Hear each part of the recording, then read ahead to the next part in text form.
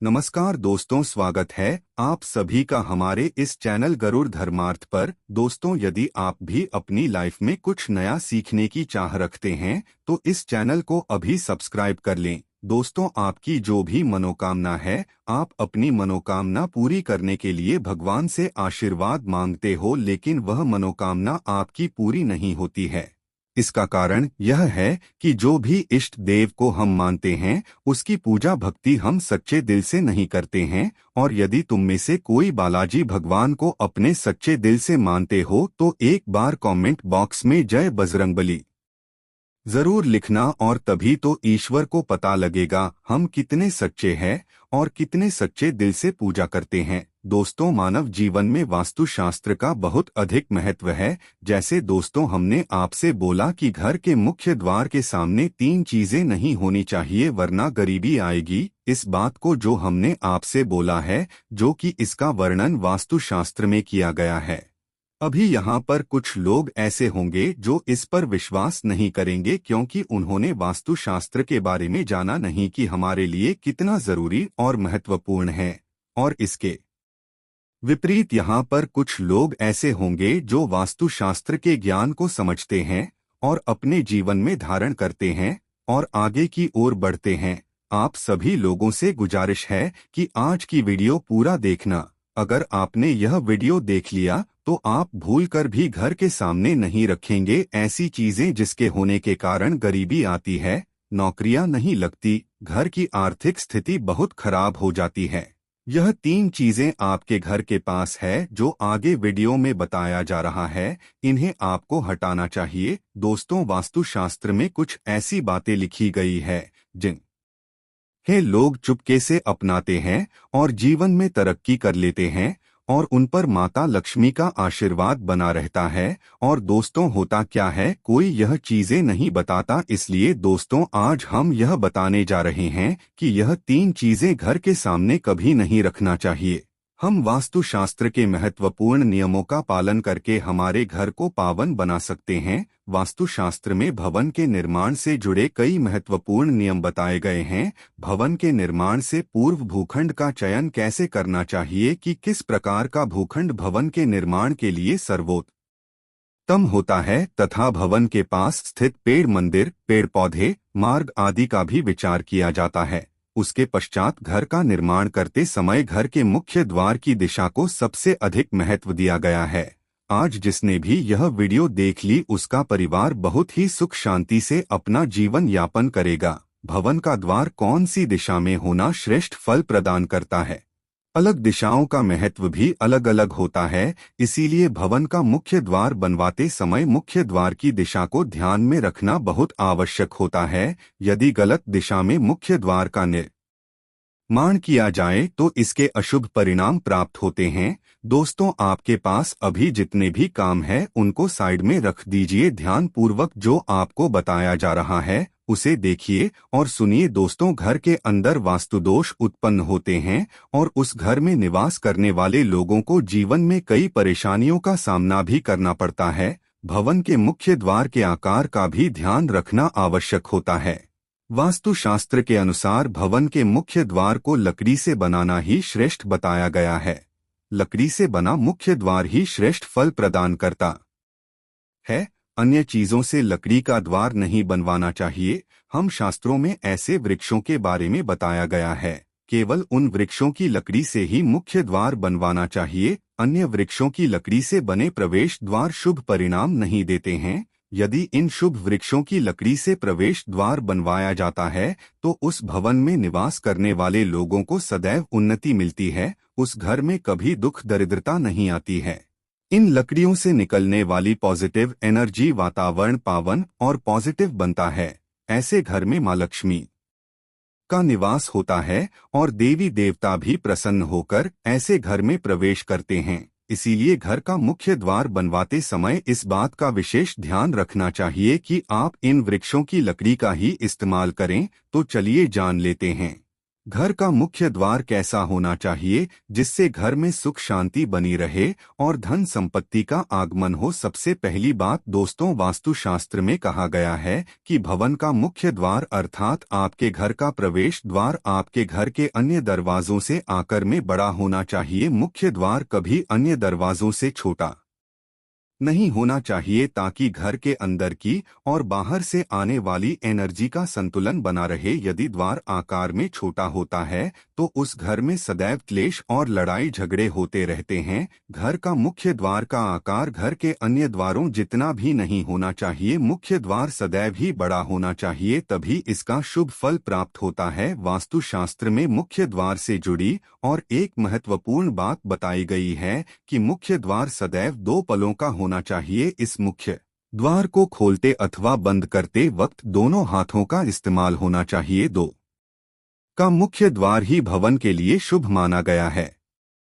दो पल्लों के मुख्य द्वार के कारण घर मंदिर की तरह प्रतीत होता है। माँ लक्ष्मी ऐसे ही घर में प्रवेश करती है। जिस घर का मुख्य द्वार दो पल्लों का होता है, यदि आपका मुख्य द्वार एक ही है तो आप उसे बदलवाकर दो पल्लों का द्वार अवश्य बना ले। इससे आपके जीवन में कई पॉजिटिव बदलाव देखने को मिलेंगे। तीसरी महत्वपूर्ण बात ध्यान में रखनी चाहिए कि वास्तुशास्त्र के अनुसार मुख्य द्वार के पास दहलीज अवश्य होनी चाहिए। के बगैर मुख्य द्वार अपूर्ण माना जाता है। भवन के प्रवेश द्वार के पास दहलीज का होना अनिवार्य है। शास्त्रों में कहा गया है कि दहलीज भवन की रक्षा करती है। दहलीज के होने से घर में नेगेटिव शक्तियां प्रवेश नहीं कर पाती हैं। दहलीज की ऊंचाई 2 से 5 इंच तक होनी चाहिए। दहलीज की नियमित रूप से पूजा करनी चाहिए। दहलीज के पास नित्य घी का दीपक लगाने से मां लक्ष्मी प्रसन्न होती है और घर में प्रवेश करती है। दहलीज पर शुभ चिन्ह अवश्य बनाना चाहिए,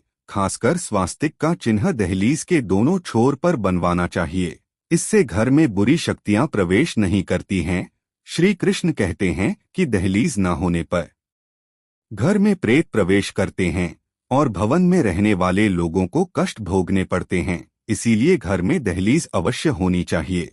वह शास्त्र के अनुसार घर का मुख्य द्वार पूर्ण रूप से बंद होना चाहिए। मुख्य द्वार में किसी भी प्रकार की दरार और छेद नहीं होना चाहिए। भवन का मुख्य द्वार बंद होने पर घर के अंदर का दृश्य नहीं दिखाई देना चाहिए। मुख्य द्वार पर छेद अथवा दरार होने से घर में नेगेटिव शक्तियां प्रवेश कर सकती है। वास्तुशास्त्र में कहा गया है कि मुख्य द्वार टूटा हुआ अथवा दरारों वाला होता है तो उस घर में दुख, दरिद्रता और दुर्भाग्य का वास होता। वास्तुशास्त्र के अनुसार मुख्य द्वार के ऊपर सदैव तोरण लगाना चाहिए। मुख्य द्वार पर तोरण लगाने से अशुभ शक्तियां दूर रहती हैं, घर में कभी दुर्घटना नहीं होती है और बुरी नजर से रक्षा होती है। इसके अलावा आप मुख्य द्वार पर शुभ चिन्ह और धार्मिक प्रतीक अवश्य लगाएं, जैसे शुभ लाभ स्वस्तिक अथवा ओम का चिन्ह अवश्य लगाना चाहिए। इससे में सकारात्मकता बढ़ती है।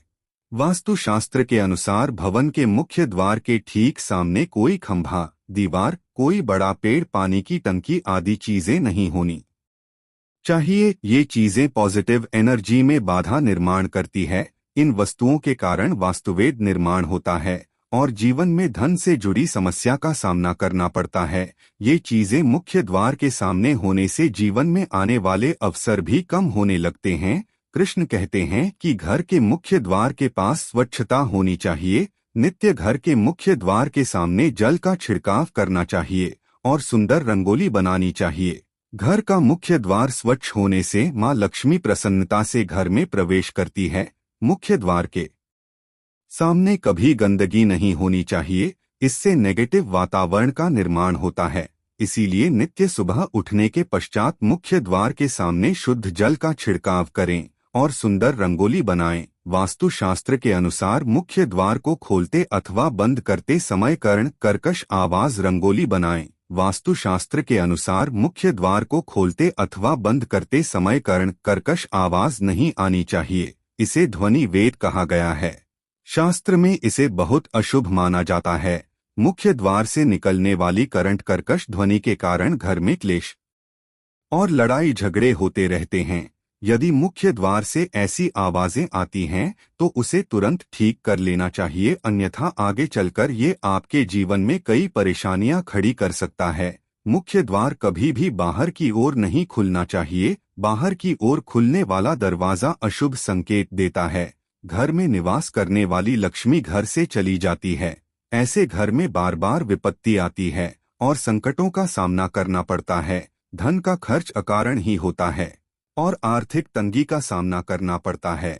ऐसे घर में रहने वाले लोग सदैव कर्ज से परेशान रहते हैं। आइए अब जानते हैं घर का मुख्य द्वार कौन से पेड़ की लकड़ी से बनवाना चाहिए। वास्तुशास्त्र के अनुसार चंदन, अशोक, नीम, अर्जुन, खैर, शीशम आदि वृक्षों की लकड़ी से बना प्रवेश द्वार धन संपत्ति में वृद्धि कराता है। श्री परनपतंग, लोध, नाग, केसर आदि वृक्षों की लकड़ी से बना प्रवेश द्वार सुख शांति प्रदान करता है। वास्तुशास्त्र के अनुसार घर का मुख्य द्वार कभी भी बहेड़ा, पीपल, बरगद, कंटक, कैथ आदि वृक्षों की लकड़ी से नहीं बनवाना चाहिए।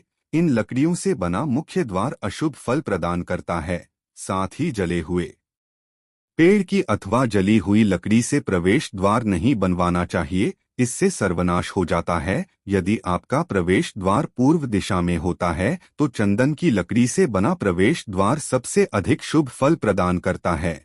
ऐसे घर में कभी दरिद्रता नहीं आती है, धन का आगमन होता रहता है। यदि संभव हो तो भवन का प्रत्येक द्वार एक ही लकड़ी से बनवाना चाहिए, इससे अधिक शुभ परिणाम प्राप्त होंगे। जिस लकड़ी से द्वार बनाया हुआ है उसी लकड़ी की चौखट बनवानी चाहिए। लोहे की चौखट और लकड़ी का दरवाजा ऐसे नहीं होना चाहिए, इससे अशुभ संकेत प्राप्त होते हैं। घर प्रवेश द्वार सदैव पूर्व और उत्तर दिशा में होना ही शुभ माना गया है। और सबसे महत्वपूर्ण बात ध्यान में रखें कि घर का मुख्य द्वार कभी भी अपने आप बंद नहीं होना चाहिए और अपने आप खुलना नहीं चाहिए। इसके लिए आप दरवाजे को रोकने के लिए खूंटी अथवा स्टॉपर का इस्तेमाल कर सकते हैं। अपने आप खुलने और बंद होने वाले दरवाजे के कारण घर में शोक का वातावरण निर्माण होता है। तो इस प्रकार से हमारे वास्तुशास्त्र में मुख्य द्वार से जुड़े महत्वपूर्ण नियमों के बारे में बताया गया है। उम्मीद है आपको यह जानकारी अच्छी लगी होगी। वीडियो को लाइक जरूर करें चाहिए। इसके लिए आप दरवाजे को रोकने के लिए खूंटी अथवा स्टॉपर का इस्तेमाल कर सकते हैं। अपने आप खुलने और बंद होने वाले दरवाजे के कारण घर में शोक का वातावरण निर्माण होता है। आशा है कि आज की इस प्रस्तुति में बताई गई जानकारी आपको अच्छे से समझ आ गई होगी। वीडियो अच्छा लगा हो तो एक लाइक अवश्य कर दें। धन्यवाद वीडियो के अंत तक बने रहने के लिए।